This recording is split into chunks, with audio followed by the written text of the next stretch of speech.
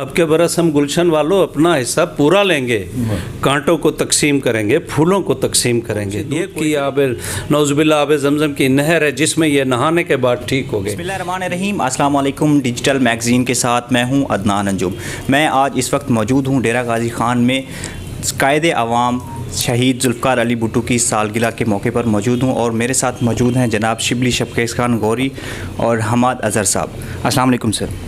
वालेकुम अस्सलाम सर, क्या हाल चाल? अल्लाह का अस्सलाम वालेकुम सर। अल्हम्दुलिल्लाह सर, ठीक ठाक।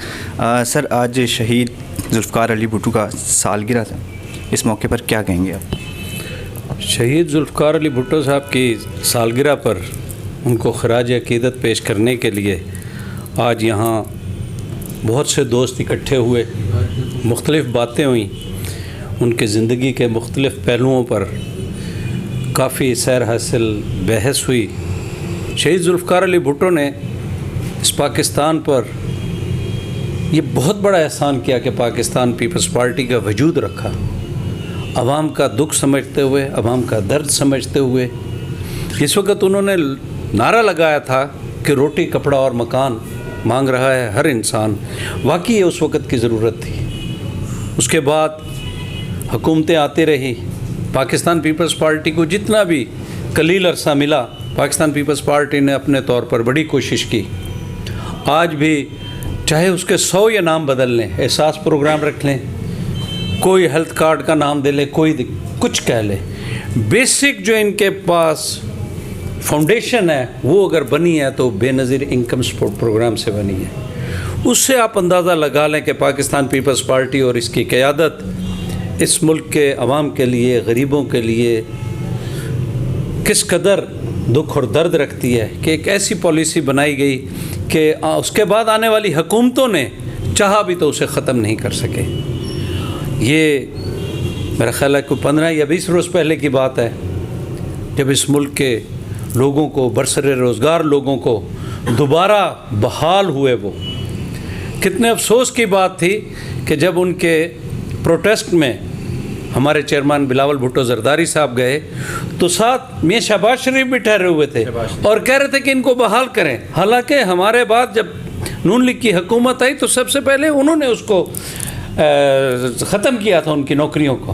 उस वक़्त फिर पीपल्स पार्टी ने बहाल किया। हम लोग जो वर्कर्स थे जब गए आसिफ अली जरदारी साहब के पास, हमने कहा जी नई नस्ल और जवान हो गई है, आप ये नौकरियां उनको दें। उन्होंने कहा नहीं, पहले मैं उन लोगों का चूल्हा जलाऊंगा जिनको हमारे बाद आने वाली हुकूमतों ने बुझाया था। चुनाचे उन 17,000 लोगों को बहाल किया गया, उनको बरसरे रोज़गार। बिल्कुल, जब ये एहतजाज कर रहे थे मैं उस टाइम पार्लियामेंट के सामने उनका इंटरव्यू भी किया था। बाकी किसी भी पार्टी का वो नारा नहीं लगा रहे थे, सिर्फ़ और सिर्फ पीपल्स पार्टी का नारा लगा रहे थे। इसकी क्या वजह है? बाकी जो नून है, PTI है, लेकिन सिर्फ वो PP का नाम ले रहे थे। बात विजन की है। हम लोग नारा तो बहुत मार लेते हैं ना कि 1 करोड़ घर देंगे, 1 करोड़ नौकरियां देंगे, 50 लाख घर देंगे, लेकिन अमली तौर पर अगर कोई सियासत करती है, अमली सियासत करती है तो सिर्फ़ और सिर्फ पाकिस्तान पीपल्स पार्टी करती है। मैं जो बात आपको कहना चाह रहा था कि भुट्टो शहीद ने उस वक़्त जो नारा लगाया था रोटी कपड़ा और मकान, उस नारे के बाद पाकिस्तान पीपल्स पार्टी की हुकूमतों ने बहुत कुछ डिलीवर किया। मगर बड़े ही अफसोस की बात है, बड़े ही अफसोस की बात है, इस मौजूदा नियाज़ी रजीम ने, इस इमरान की हुकूमत ने अवाम को शायद उससे भी ज़्यादा मफलूकुल हाल कर दिया है कि लोग फिर उसी नारे पर आ गए हैं। फिर उनको उसी तरह की क़यादत चाहिए, फिर इनको वही फ़लसफ़ा चाहिए, वही मंशूर चाहिए। इसीलिए आज लोग अगर देख रहे हैं सिर्फ़ और सिर्फ पाकिस्तान पीपल्स पार्टी की तरफ दे रहे हैं, इसकी नौजवान क़यादत बिलावल भुट्टो जरदारी की तरफ दे। देखें, काफ़ी सारे मसाइल हैं। रोटी कपड़ा और मकान ये तो बुनियादी चीज़ है, यहाँ पर क्यों खड़े हैं हम लोग? बात यह है, तरक्की का जो पहिया है ना, ये अगर चलता रहे तो तरक्की होगी। अगर बाद में आने वाली हुकूमतें हमारे प्रोजेक्ट्स रोक दें, जो भी मेगा प्रोजेक्ट्स हमने शुरू किए हैं वो रोक दिए जाएं। आप देखें क्या विजन था उस वक़्त इंडस हाईवे का। या मुख्तलिफ़ लोगों के लिए। भुट्टो साहब तो आप सोच नहीं सकते। परसों मुझे यहाँ पर एक दोस्त बता रहा था कि हम लोग गाजी घाट इकट्ठे हुए, भुट्टो साहब तशरीफ़ ला रहे थे। जिस वक्त गाड़ी आई उसमें भुट्टो साहब नहीं थे। हमने ड्राइवर से पूछा भुट्टो साहब कहाँ? उसने कहा वो सामने बैठे हैं। वो एक झोंपड़ी वाले के साथ, वो जो यहाँ पर शेख बैठे होते हैं झुग्गी वाले, उनके साथ बैठे हुए थे और उनके साथ बात कर रहे थे कि तुम्हारी तकदीर बदल जाएगी, तुम्हारे दिन फिर जाएंगे, मैं तुम लोगों के लिए जिद्दोजहद कर रहा हूँ। आपने जो ये सवाल किया ना कि ये रोटी कपड़ा और मकान कब मिलेगा, इस क़यादत का कसूर तो यही है कि वो इस मुल्क के अवाम को रोटी कपड़ा और मकान देना चाहते हैं। इसीलिए तो सड़कों पर मारे गए, इसी तो फांसी पर चढ़ गए। इनको चलने दें, इस क़यादत को आने दें, इस विजन को आने दें जो अमली सियासत पार्टी ने अपने जो 5 साल होते हैं वो पूरे किए थे सर। उसके बाद नई हुकूमत आई थी, तो क्या समझते हैं कहाँ तक काम हुआ था उसका? आप ठीक है नौजवान है, लेकिन आपने स्टडी तो बहुत कुछ किया होगा।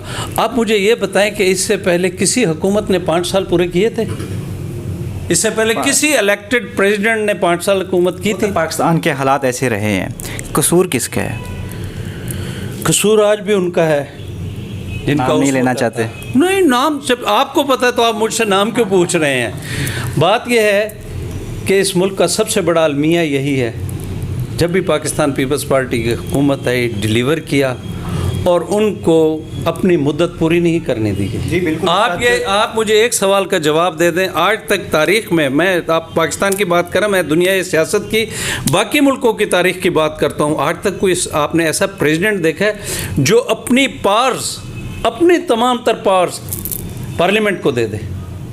प्रेसिडेंट थे आसिफ अली जरदारी, उन्होंने वो अपनी सारी पावर्स यूसुफ रज़ा गिलानी को दे दी। उसका नतीजा क्या निकला कि यूसुफ रज़ा गिलानी को ही नहीं रहने। खुद भी जमहूरी लोग हैं, हमने अपने भी 5 साल पूरे किए थे और उसके बाद आने वाली हुकूमत को भी 5 साल पूरे करवाए थे, सिर्फ इसलिए कि अगर हम तरक्की चाह रहे हैं तो उसकी तरक्की की राह में रुकावट। इलेक्शन में क्या कैंपेन है आपकी नेक्स्ट जो भी आ रहे हैं? बल्दियाती इलेक्शन आप देख लेंगे, इसका तो बुनियादी असूल है, जो लोग अखाड़े में होंगे उनको पता लग जाएगा। डीजी खान में पीपल्स पार्टी स्ट्रेंथ कितना रखती है? पीपल्स पार्टी की स्ट्रेंथ की आप बात करेंगे तो साउथ पंजाब पीपल्स पार्टी का बहुत बड़ा वोट बैंक है। हमारी ज़रूर कुछ ना कुछ कोताहियाँ हैं, हमारा थोड़ा सा राब्ता कम है, मिसकम्युनिकेशन है, लेकिन इसके बावजूद हम बड़े पुरुमीद हैं। और थैंक्स टू दिस गवर्नमेंट इंशाअल्लाह ताला अज़ीज़, जिस तरह ये नाकाम बाकी जगहों पर, आप ये देख लें कितने बाई इलेक्शन हुए, बाई इलेक्शन हुकूमत के गिने जाते हैं, कितने जीते हैं हुकूमत ने।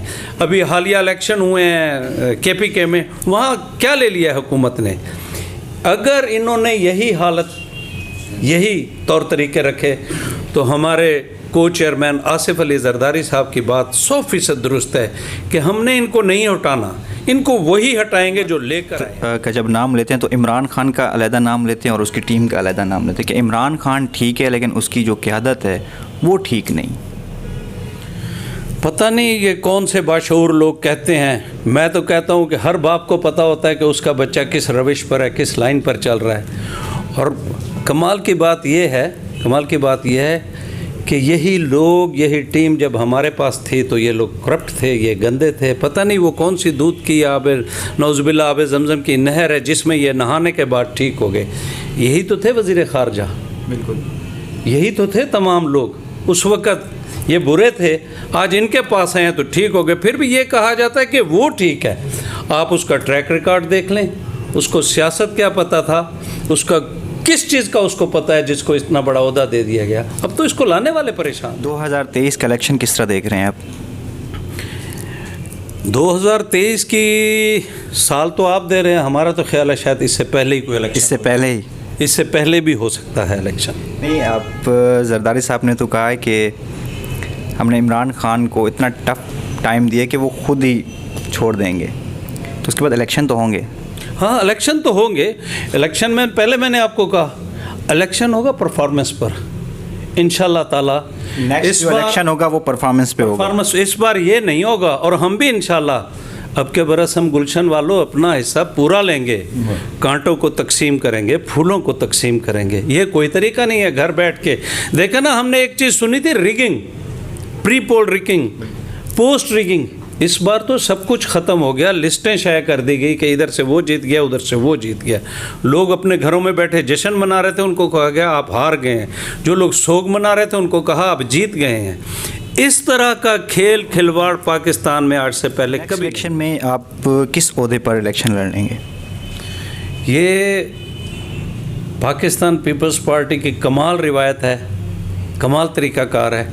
कोई भी बंदा ये नहीं कह सकता कि मैं एनए का इलेक्शन लड़ रहा हूँ या सूबाई असम्बली का लड़ रहा हूँ। हो सकता मैं ना ही लड़ूँ, ये पार्टी का फैसला है। पार्टी डिसाइड करती है, आप उसी फैसले पे राज़ी होते हैं? पार्टी डिसाइड करती है और हमारी तो पहले से ये, आप ऐसा समझे हमारा हल्फ होता है। हमारा कोई भी कैंडिडेट, हमारा कोई भी कारकुन टिकट की वजह से पार्टी कभी नहीं छोड़ेगा। मोहम्मद खान खोसा ने ज्वाइन किया है पीपी को, इस हवाले से आप क्या कहेंगे? दोस्त मोहम्मद खान खोसा को हम पहले भी वार्म वेलकम किया है, आज भी हम समझते हैं कि एक बहुत बड़ी शख्सियत, एक क्रेडिबल पर्सनालिटी, साबिक वज़ीर आला हैं, वो आ गए हैं। और हमारे जैसे साबिक सदर आसिफ अली जरदारी में क्वालिटी है, वो दोस्तों के दोस्त हैं, यही एक क्वालिटी दोस्त मोहम्मद खोसा में भी है, वो भी दोस्तों के दोस्त हैं। इंशाअल्लाह दोस्त मोहम्मद खान खोसा का अपना ग्रुप, पाकिस्तान पीपल्स पार्टी के वोटर सपोर्टर तमाम दोस्त इकट्ठे होके हम समझते हैं कि हम अपना टारगेट अचीव। लोग बिलावल को टारगेट करते हैं, बिलावल साहब को, कि कल का बच्चा वज़ीर आज़म, क्या उस नज़रिए को चला सकेंगे? बात यह है कि बिलावल साहब की जहाँ ग्रूमिंग हुई है, जिस गोद में वो पला बड़ा है, जिस बाप का वो बेटा है, बिल्कुल, तो अगर आप कहते हैं कि वो बच्चा नहीं चला सकेगा, तो क्या ये प्ले बॉय चला सकेगा जिसको आपने दे के और पछता रहे हैं? उसकी जहाँ ग्रूमिंग हुई है, उसको जो तौर तरीके बताए गए हैं, वही एक सियासी घराने में और सियासी परवरिश। हमारे साथ मौजूद हैं हमाद अजहर साहब, जो अमेरिका में रहते हैं। अस्सलाम वालेकुम सर। अस्सलाम वालेकुम जी। सर पहले तो बताइएगा, इमरान खान ने अभी जो वोट सिस्टम जो मुतारिफ़ करवाया, वो कहते हैं कि जो बाहर का वोट है वो मेरा है, तो इस हवाले से आप क्या कहते हैं? अमेरिका में किस तरह पीपल्स पार्टी को सपोर्ट किया जाता है? देखिए, इमरान खान से तवक्कुआत बहुत ज़्यादा थी कौम को। ओवरसीज़ पाकिस्तानी के लिए भी आप देख लें उसने क्या पॉलिसीज़ बनाई हैं, वही लूट मार है। इवन एयरपोर्ट पर भी अगर हम लोग लैंड करते हैं जब, तो वहीं से काम शुरू हो जाता है। सिर्फ वोट की हद तक ना देखें, जितने पैसे ओवरसीज़ पाकिस्तानीज़ हर साल यहाँ भेजते हैं, I think they deserve better than that, but what's going on right now it's not acceptable. वो इमरान खान ने खासा मायूस किया है मुझे तो, और मेरे साथ जितने भी ओवरसीज़ पाकिस्तानीज़ हैं, तो हम तो उनकी पॉलिसियों से कतन खुश नहीं हैं। अभी सर काफ़ी मुश्किल दिन है, मुश्किल वक्त है। जो इमरान खान के फ़ैन थे वहाँ के, तो अभी भी इमरान खान के साथ हैं या इस चीज़ को मानते हैं कि इमरान खान ने जो वादे किए थे वो डिलीवर नहीं कर सके? इस बात पे तो सारे ही मुत्तफ़िक़ हैं कि इमरान खान ने जो वादे किए थे उसमें से कुछ भी उसने पूरे नहीं किए। मगर मजबूरियां होती हैं लोगों की। अब जो लोग मुतनफ़र हैं पाकिस्तान पीपल्स पार्टी से, मुस्लिम लीग से, नून से, वो कहाँ जाएं? उनके पास और कोई प्लेटफार्म ही नहीं था। ये जितने लोग इकट्ठे हुए हैं, ये सब मजबूरी के तहत इकट्ठे हुए हैं। इनके पास और कोई प्लेटफार्म नहीं है, तो उनके साथ वो खड़े हैं। ओवरसीज़ नेक्स्ट किसको देख रहे हैं सर? ओवरसीज़ अभी तक तो कुछ भी नहीं देख रहे, लेकिन तब्दीली ज़रूर चाह रहे हैं कि इस तब्दीली ज़रूर है। इस हुकूमत से कम निजात चाह रहे हैं। क्योंकि हम लोग जब पाकिस्तान पैसे भेजते हैं, अपनी फैमिली से बात करते हैं, उनके दुख को, उनके दर्द को महसूस करते हैं, तो उनका बोझ हमें ही ढोना पड़ता है। तो हमें एहसास रहता है कि ये हुकूमत इस लायक नहीं है कि मज़ीद इनको बर्दाश्त किया जाए या और मौका दिया जाए। तब्दीली डेफिनेटली वो चाह रहे हैं। कौन आएगा इसका फ़ैसला तो वक्त ही सर मेरा क्वेश्चन है आपसे भी है कि जो इमरान खान ने अभी जो वोट सिस्टम जो ओवरसीज़ का तारीफ़ करवाया, तो पाकिस्तान पीपल्स पार्टी उस क्यों मुखालफत कर रही है?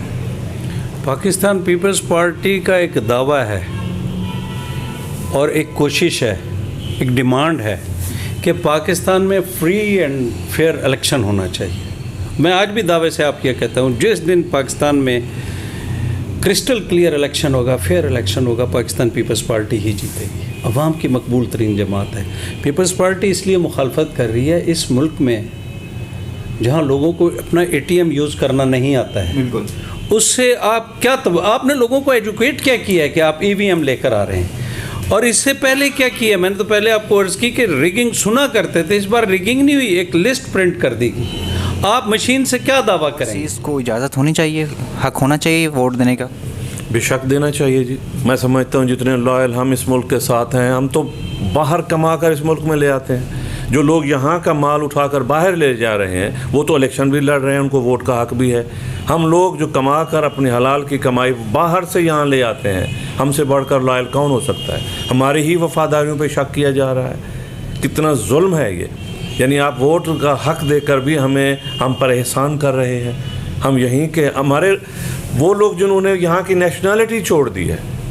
अब मैं अमेरिकन नेशनल हूँ, मेरे पासपोर्ट के अंदर लिखा हुआ है कि प्लेस ऑफ बर्थ कौन सा कंट्री है आपका। मेरा आज भी दावा है, मेरे पास यही एक एजाज़ है कि मैं इस मुल्क का रिहायशी हूँ, इस मुल्क का पैदाइशी हूँ। तो मैं समझता हूँ ये तो मेरा पैदाइशी हक है जो छीना गया था, मुझे मिलना चाहिए।